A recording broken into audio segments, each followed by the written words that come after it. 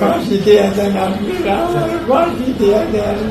আমি ক্ষতি করছি, বাল বাচ্চার ক্ষতি করছি, এই জন্য আমার এই অবস্থা হচ্ছে। আল্লাহ তার বেশি করে আমার। বলেন আপনার এখন কেমন ইচ্ছা হচ্ছে, মানে এই যে এত পিছিয়ে আবার সহজে আপনি ধরা পড়লেন? আমার জান দিয়ে দিতে ইচ্ছা করতেছে, আমি মানুষের বাল বাচ্চার ক্ষতি করছি, এই জন্য আমার এই অবস্থা হয়েছে। আর কিন্তু এর ক্ষতি না করতে পারি, আমার এরকম কিছু করে দেন। কি করবো আপনারা বলেন? আমার ফাঁসি দিয়ে দেন, আপনারা আমার ফাঁসি দিয়ে দেন। আমি জীবনে দিন আর এটি না করি, আমার ফাঁসি দিয়ে দেন আপনারা। আমি জীবনে দিন এটি না করি। কি করছেন আপনি বলেন তো? আমি ক্ষতি করছি, বাল বাচ্চার ক্ষতি করছি, এই জন্য আমার এই অবস্থা হচ্ছে। আল্লাহ তার বেশি করে আমার দিন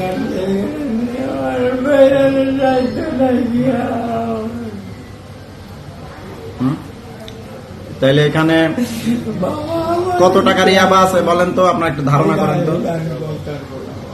এক পিস ইয়াবা কয় টাকা করে বিক্রি হয় বলেন তো?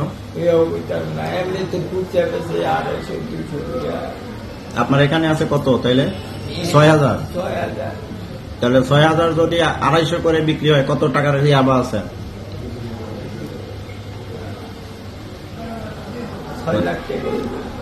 ২৫০ করে হলে তো মোটামুটি আপনার ১৫ লাখ টাকার বেশি হচ্ছে। এইবার এই ৬,০০০ ইয়াবা ৬,০০০ বার খাইতো মানুষ, বেশি খাইতো। ৬,০০০ বার আপনি ৬,০০০ বার মানুষকে ক্ষতির দিকে আগায় দিলেন। এই ইয়াবার জন্য কত চিন্তাই হবে জানেন? এই ইয়াবা খাওয়ার জন্য, এই ইয়াবা খায় কতজনের ঘরের বউকে পিটাবে জানেন?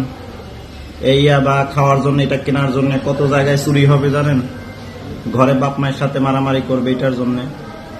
কত হাজার সন্তান নষ্ট হয়ে যাবে, বিপদে যাবে আপনার জন্য। বলেন হ্যাঁ,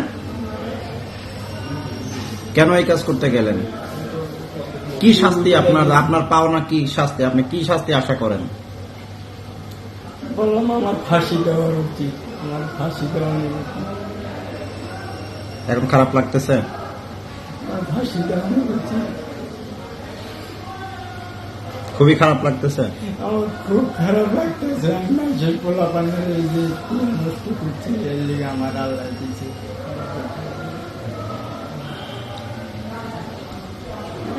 আপনাদের জন্য আমাদের ঘুম হারাম। তাইলে বলতেছেন তো চাচা মিয়া যে আপনার খুবই খারাপ লাগতেছে? কাজটা অন্যায় হয়েছে? মাফ তো করবে বিচারক, আমি কি মাফ করতে পারি? আমি তো ধরতে পারি। তাহলে যে কোনো শাস্তি তো আপনার জন্য জায়েজ আছে নাকি? খারাপ লাগবে বিচারক যদি আপনাকে শাস্তি দেয়, কঠিন শাস্তি দেয়? খারাপ লাগলো তো বাবা, কিছু করার নাই, কিছু করার না। আমি খারাপ করছি বিদেই আমার কপালে খারাপ হয়েছে। তাহলে আপনার মতো আরো যারা এই কাজের সাথে জড়িত এই বয়সে এসেও, তাদের উদ্দেশ্যে কি বলবেন? আর কেউ এগুলা না করে বাবা, আর আল্লাহর রাস্তে তোমরা এগুলা ছাড়া ভালো হয়ে যাও। আল্লাহর রাস্তে কেউ বাল বাচ্চা ক্ষতি করো না, তাহলে নিজের ক্ষতি হয়ে যাবে।